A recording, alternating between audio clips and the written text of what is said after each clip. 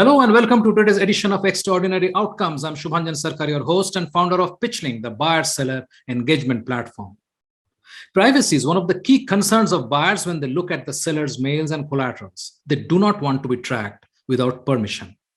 Pitchling helps you build trust with your customers by explicitly putting all control of their data in their hands. We continue our series of conversations with authors who wrote seminal books on sales that helps us understand the buyer better. We speak today with Park Howell, known as the world's most industrious storyteller, about his new book, Brand Bewitchery: How to Build the Story Cycle System to Craft Spellbinding Stories for Your Brand. He helps readers clarify their brand story and teaches how to tell it through 3 proven narrative frameworks to captivate audiences and convert customers. Park is the founder of the Business of Story, a proven platform based on his 10-step story cycle system. His popular weekly Business of Story podcast is ranked among the top 10% of the most downloaded podcasts in the world. Park was named Advertising Person of the Year in 2010 by the American Advertising Federation of Metro Phoenix. He consults, teaches, coaches, and speaks internationally. He has guided hundreds of brands in organizations like Dell, Hilton, Cummins, Walgreens, Banner Health, and the United States Air Force. He's a graduate of the Washington State University and combines his degrees in communication and music composition and theory to help leaders excel through the stories they tell. Let's hear his story. Hello, Park. Welcome to Extraordinary Outcomes. I'm so happy to have you on the show and talk about your fascinating book, Brand Bewitchery. Welcome. Subhanjan, thank you so much for having me here. It's great to be with you. Tell us a bit about your work, the fascinating work that you are doing actually. Oh, thank you very much. You know, I have been in the advertising, branding, marketing world for 35 plus years. I live up here in northern Arizona in the United States. And during that time, I ran my own ad agency for 20 of those years. And I really enjoyed it when we were doing traditional media with radio, print, direct mail, outdoor, events, public relations, and there was no Yelp at the time. And back then it was more fun, I felt, because I thought the creative in the campaigns were way more creative and way more interesting than today. And in about 2004, I really saw that shifting as technology and the internet really took hold through e-commerce, websites, and of course, social media kicking off back then. And what I've seen has changed in now almost 20 years is where brands used to own the influence of mass media. The masses are now the media, and they own your story. They own my story. They own your listener's story. And it's really hard to cut through that noise out there. And that launched me into my next career of finding a way to launch, hack through the noise and hook the hearts of your customers. And I found the primal power of storytelling in a proper story structure is irresistible to the limbic system, the subconscious essentially, of your audiences, be they buyers, prospects, customers, colleagues, employees, or the communities they serve. So I completely pivoted away from the advertising world, and now all I do is consult, teach, coach, and speak on the power of story and teach people how to do it. Fascinating. So there is a recognition of the story or the brand narrative over the last few years, right? So story is sort of coming back at the center of this discourse. What is actually driving that change? Is it because of the internet, or is it because of the ability to take the story to billions of people easily? What is it? I think it's pure frustration. I think brands and their content marketers and their communicators are so tired of not being able to, as I say, hack through the noise and hook the hearts of their customers, that they're desperate to find ways to do it, because what they're currently doing, 95% of them, is not working for the amount of money they spend to push their noise and their information out in the world, when what they need to be doing is telling a proper story that our Homo sapien brain just loves. Think of it this way. So we have this, subconscious mind, this limbic system, this lizard brain that the rest of our chassis was built upon. And then we got this neocortex that really accelerated us from ahead of all the other mammals. And in this neocortex, we are brilliant. We can create technology that compounds at the rate of Moore's law. And, oh, by the way, the amount of information we pour into the world at the rate of Moore's law. But you and I and everyone listening to this is still walking around with our monkey brain, that same limbic system that has not evolved appreciably. I mean, it's kind of like on the Darwinian scale of evolution, is the pretty much same apparatus that our ancestors used to navigate and survive the savannah. It's the same apparatus we're using to navigate and survive this onslaught of communication on the internet. That's why we need to go back to the primal power story, because that's simply the way our little story monkey brain is wired to make meaning out of the madness of being human beings. If all brands start telling stories, advertising had an angle of better advertising, better narrative, helping or simply bigger budgets, helping you cut through a dense sort of mass.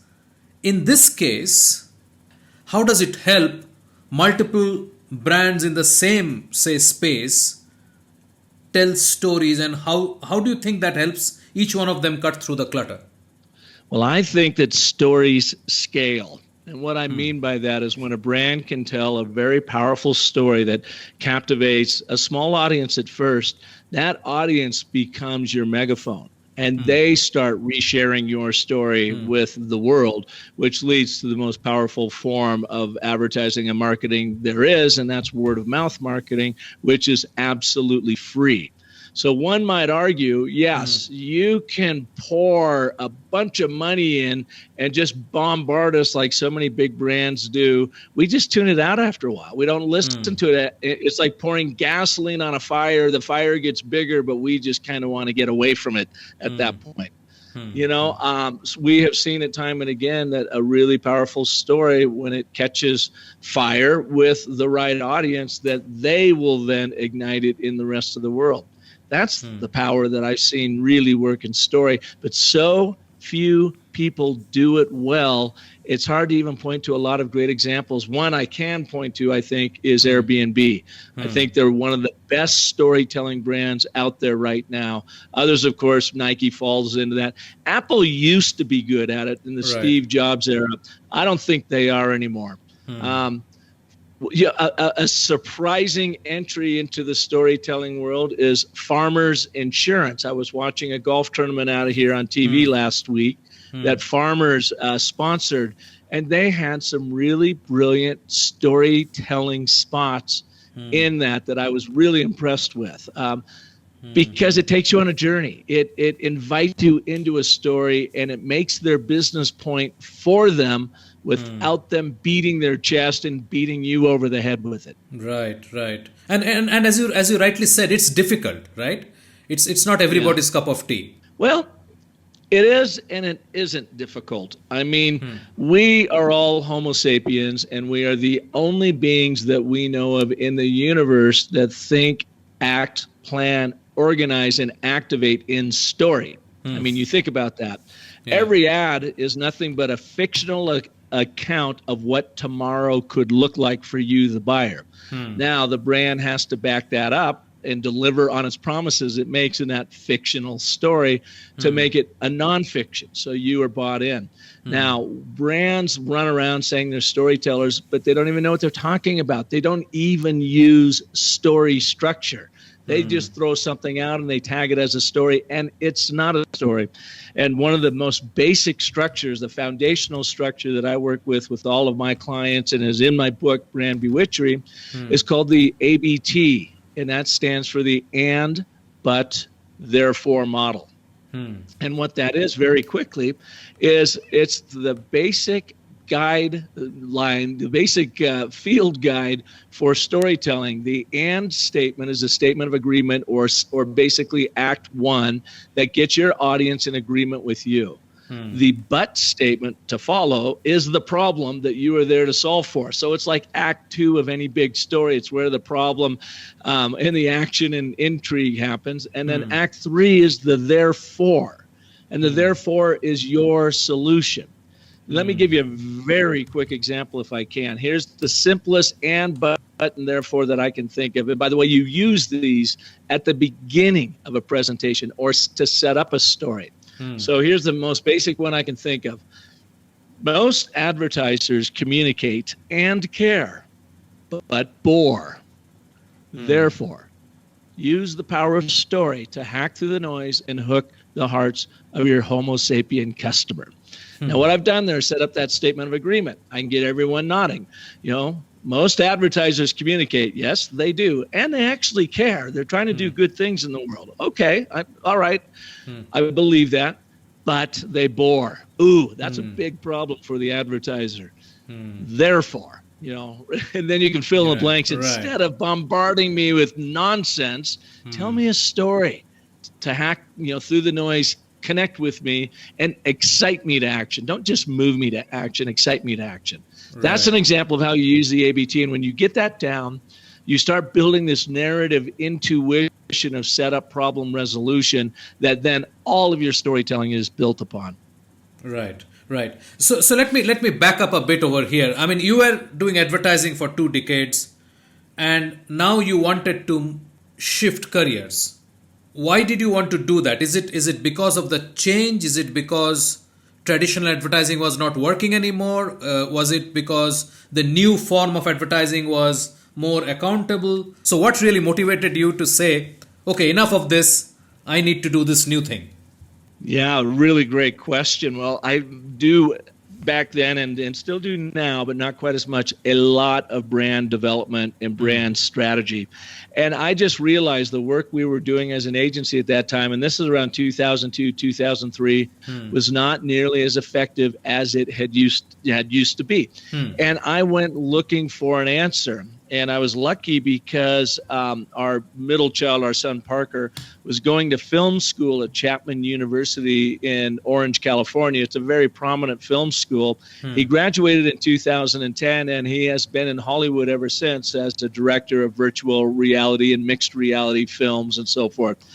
So while he was going to school there, and while I was looking for an answer of why advertising in my eyes just wasn't working anymore, and I could see it, in the numbers that just wasn't paying off, that I asked Parker, I thought, what does Hollywood know that I need to know as a marketer and communicator? So I said, Parker, when you're done with your books, since I'm paying for them, please send them to me. So he would send me books and videos of lectures, and I read everything there was on screenwriting. I learned about the hero's journey with Joseph Campbell. And when I saw that, that's when I had my aha moment. I thought, oh my God, here is basically a template to most every powerful story ever told. And the hero's journey is a template for how we go through life. That's why we enjoy these stories. Why do we not use the same sort of template in brand development story strategy for clients? And so I boiled it down and I mapped it to business, the hero's journey, and I created my 10-step story cycle system. Now, the very first time I used this on a brand, it was out here in Arizona in 2010, called Clinica Adelante. And it was a 30-year community healthcare system, meaning that their job was to make healthcare available to everybody regardless of your ability to pay. And they were in deep trouble because of a lot of different things, the recession and some other things that were going on. So we redefined their brand story using the story cycle system. We rebranded them to Adelante Healthcare. Adelante in Spanish means moving forward, or kind of like a brighter tomorrow. And they took off. Now, Aveen Sethi Tafoya, the CEO at the time, said they grew by 600% precisely because they had a new story in place, and they got their people to buy into it, and they had a very powerful voice that differentiate themselves in the marketplace. After that experience, Subhanjan, I knew that I was onto something. And so I started using it with other clients, and then they started inviting me into their C-suites to teach their C-suite executives how to use the same approach in presentations and communication and so forth. Right. Arizona State University called me up and said, can you teach your story cycle system process in an executive master's program for executives around the world? And I said, yes, created a curriculum and did it for 5 years. And that's when I found my new love. And it wasn't running advertising campaigns. My new love was teaching leaders, marketing folks, and salespeople of purpose-driven brands how to excel through the stories they tell by evolving from an intuitive storyteller, which everybody is. All Homo sapiens are intuitive storytellers. I wanted them to become intentional using the 3 primary frameworks that I teach. The first is the ABT, the and, but, and therefore narrative, foundational narrative framework, followed by a very short story for big impact, where you use the 5 primal elements of a short story, which is basically an expanded ABT. And then, of course, the larger 10-step story cycle system to help you strategize and outline, like a screenwriter might, a big presentation or long-form communication. Again, all of these are based on setup, problem resolution, and gives you a blueprint on how to become an intentional storyteller and make your work for you every single time. So basically, you transitioned into teaching, consulting first, and then you started teaching this methodology. When did you feel that you had enough stories to write up the book? Well, funny that you asked, because I wrote the book actually before I started teaching. And I wrote Brand Bewitchery back in 2010, 2011, when I had really developed the story cycle system, and we had been using it for brand story strategy crafting. But when I got done with the first round, I didn't feel like I had enough experience with it that I wanted to dig and dive deeper with it. So I put it on hold, and I spent the next 5 years proofing out every concept in it, literally around the world, because I would be brand consulting. I would be doing story workshops. I'm teaching with executives. We would go to Amsterdam every summer with our class and spend a week there. And we would go down to Eindhoven and hang out with Philips Electronics for a day. And so I got a chance to really apply all of my thinking and my theory around the world of brands, large and small, and leaders. That's when then I came back after 5 years and rewrote that first book. Right. Now it's just completely filled with all kinds of anecdotes and examples. And every time I make a point in it or share an exercise with the reader, there's an example of it right on the very next page. And that's what finally got it to be done. And I published it just a year ago. And I've just had so much fun with it out there in the world. Brand Bewitchery. You can find it on Amazon and Apple Books. You looked at this hero's journey and the way Hollywood was telling stories, and you boiled it down to this 10-step process. Can you explain a bit how you went about doing it? Yeah. You know, it was so natural. It took me about 1 day. Because in my branding world, that had been my job of making complex messaging simple. And we were always going through the process, but it was kind of a corny process I was taught. Like, if your brand was a dog, what kind of dog would it be? And if it was a car, what kind of car, what would it be? What color would it be? And that always seemed like nonsense to me. When I saw that hero's journey, I'm going, oh my goodness, look at, we're taking an audience, be it a movie theater audience or a book, reader, on a journey from their perspective. We're trying to get them to buy into the heroes and the villains so that they can viscerally feel the action. Well, isn't that exactly what we want to have happen with our customers? That's the exact same thing. So I'm like, okay, well, here's this template. And depending on who you read, the hero's journey is anywhere from 12 to 17 steps. And it really dives into a lot of nuance that works for Hollywood writers and screenwriters that really understand it, but don't necessarily work in brand story strategy creation. So I boiled that down and simplified it to the 10 steps, but it basically follows the same parameter of you've got a hero in their ordinary world, and the hero in this case is just your protagonist or the lead character. In advertising and marketing, that's your customer. You place them as a protagonist in your story. And then something has to happen to launch them into an adventure. So if you think about it in an and, but, and therefore, the ABT format, the first 4 steps in the story cycle system is the and.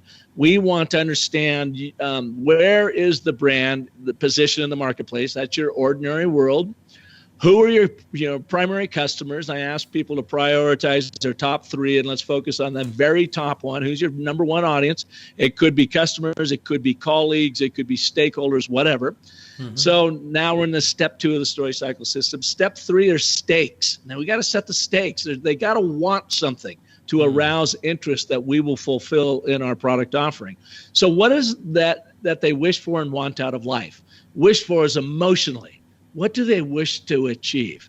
And then what do they want to physically purchase in order to fulfill that wish? My argument is all brands are in the wish granting business, just like all storytellers are. We tell stories to grant the wish of an audience to be entertained and to be transported to another world and to escape life for a little while. Well, isn't that what we're selling? And then you move on, and I won't go through all 10 of the steps, but then you move into really what becomes Act 2, and that's when you embrace the villains, fog, and crevasses in your brand stories journey, as well as your customer stories. Villains are competition. The fog are just what you don't know, the unseen and unforeseen out there. And the crevasses are the gaps in performance, the gaps in the storytelling and whatever. And we walk through to the very end of the story cycle system. Chapter 10 is called Ritual, because what ritual you're ultimately getting to in the business sense is you want people to ritualize the use of your product or service, meaning to come back as repeat customers time and time again. You also want them to scale your story or ritualize your story through word of mouth marketing. Again, the most powerful form of advertising there is that costs you absolutely nothing. And then you want to be there to take them through the next revolution of the story cycle system. The one other thing I'd like to point out real quick is the hero's journey is a one and done circle. Hero starts in their ordinary world, has a call to action, goes on this extraordinary event, almost dies, adventure, almost dies, learns something new about themselves. They get leveled up. They're smarter, faster, stronger. They return back home to their ordinary world, but now they arrive with the boon. They are bigger, better, stronger, and they make everyone else around them bigger, better, stronger. That was the reason for their adventure. In the story cycle system, I've opened up that closed loop, and I've made a spiral out of it, because to me, it's a spiral of engagement. And every time you take one revolution of the story cycle system, you have expanded that engagement, and now the story changes again, but you can follow the exact same pattern of the story cycle system for the next revolution and the next revolution. That first revolution I call brand awareness. They're just hearing about your story, and you're intriguing them, arousing, that interest to bring them in. Revolution number 2 is brand adoption, meaning they've bought something from you. They've bought into your program. Revolution number 3 then is brand appreciation, meaning they are coming back for more, and they are now telling your story with the world, and it keeps expanding from there. Right. The simpler you put it out as, it's far more complex to actually execute it in a format which is simple for the end customer, which is your customer, to grasp it, right? Right. And I learned this exactly backwards. So I started with the complex, and that was to take the hero's journey, boil it down to the story cycle system, and then use it as a story strategy document or guide. And it is complex. Even in the 10 steps, you need to go through a process, and it makes you stop and think like a screenwriter might about your own brand story. Then I learned the 5 primal elements of a short story for big impact, that if you are selling, if you are just out and you're trying to share a story, instead of thinking of the big story cycle system and telling that story, let's boil it down to an anecdote that you can tell in under 1 minute and have tremendous impact. And let's cut those 10 steps down to 5. And then I'm like, okay, then I learned about the and, but, and therefore the ABT. That becomes the foundation for everything. So I added that, and I just reversed engineered everything. I said, you know what? Let's start with the ABT, build that foundation and that intuitive narrative intuition of setup, problem, resolution. Then let's add a story on top of that that makes your business point for you, because everyone can argue with your opinions, with your assertions, with your data, but they can't argue with the true story, well told, that makes your business point for you. And that story can be told in under 1 minute. That's where the ABT and the 5 primal elements of story comes in. Then for your longer form communication, it is the story cycle system for presentations and video and that sort of thing, that you just follow it and you say, in each one of these steps, you want to be making this sort of significant point. And you may use an ABT to do it. You may use a little anecdotal story to make that point. And you might even use some numbers and data at that point, because you set the context for them by first starting with that primal story that our subconscious brain absolutely loves to put everything else in the context. Great. If people go through your book diligently, will they be able to come out with their story on their own, or they will still need some help? Well, some people can do it. Certainly go through and try it yourself. In it, not only can you devise and craft your brand story strategy, but I also teach you the other methods. If you're just looking to find a way to tell a really crisp story in a sales organization, I show you how to do that in there. If your boss is only giving you 5 minutes to make your pitch about a new internal initiative, I show you how to use story structure, the ABT and the 5 primal elements of story in the first 2 minutes to totally hook them in. So now you got 3 minutes for the pitch. Right. So in it is, yes, you can use it to craft your brand story. Plus I've got an online course that you can follow at businessofstory.thinkific.com that helps amplify the book. And then some people too will go through the book and hire me. They will bounce their story off of me. They will have done their heavy lifting there, and then I help them put the final touches on it. Of course. And the one last thing I would mention is I've got a new course. It's a very short course on at businessofstory.thinkific.com called The ABTs of Selling. So over the past year and a half, I've been working with just hundreds of different salespeople and teams. In healthcare, I'm working with the Home Depot right now here in America, a big DIY retailer, with their salespeople. And they were looking for some refresher training. And so I built this 18-minute course, 3 short videos that walk you through each step of the and, but, therefore, of the ABT structure and how you can apply it immediately in all of your communication. And you can find that, again, on Thinkific, businessofstory.thinkific.com. It's only $35, so you got absolutely nothing to lose and everything to gain. Wonderful. So what I would request is just to share these links with me, and I'll put them in the show notes so it's easier for people to find them. They can just click through and take a look. Absolutely. Park, it was wonderful talking to you, and thank you for being so generous with whatever you shared today, because I think people get, when people get to your book, they will get a lot of value by getting the context of the book from this chat. Oh, well, thank you very much. And Subhanjan, I really appreciate you having me on your show today. Thank you so much.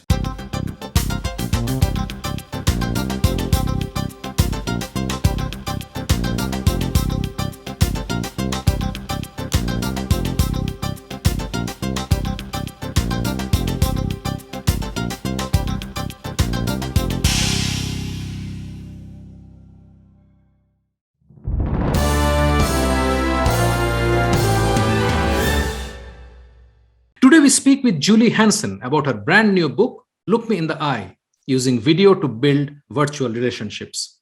She's a virtual presentation expert and founder of Selling on Video Masterclass. She's also the author of Sales Presentations for Dummies and Act Like a Sales Pro. when you're in front of another person, there's a piece of performance. You are yourself, but you want to be your best self, and you want to communicate your key points, and so there's lots that we can learn from acting. And so I've always brought that into the picture. And then, of course, when the pandemic hit, there was another piece of acting that really became pertinent, and that was, how do we talk to a camera and relate to people on the other side of it? So that sort of led me into really focusing on this whole area of how do we build relationships through the camera in a way that we used to do so naturally face to face.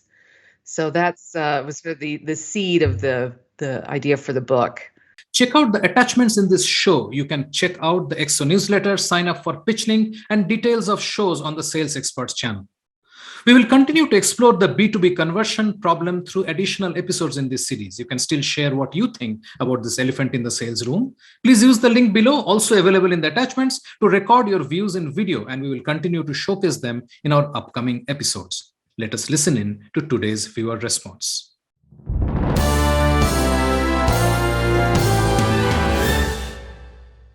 There's a lot of discussion on the conversion rates in the B2B industry being low. Let me tell you one thing. We got to look at which segment we are operating and see what is the kind of conversion rates that are relevant to us before we start looking at any measures to take to improve the effectiveness, the lead conversion effectiveness. Now, what I've seen in my experience in the B2B, more so in the SaaS industry, the last decade, is the fact that there's a clear lack of strategy and a plan that can help deliver the kind of objectives that we set.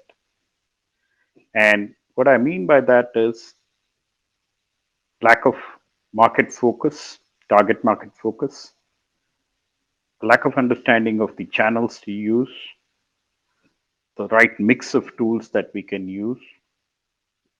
Where does our company stand in terms of its brand positioning?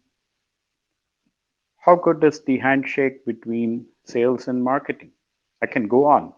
Quite a bit of stuff that we can look at and we do need to fix if we have to have better conversion rates. Now, can it be fixed? Absolutely, yes. And the way to go about, I'd probably summarize in a few points. I think the key is, if you can measure it, then you can fix it.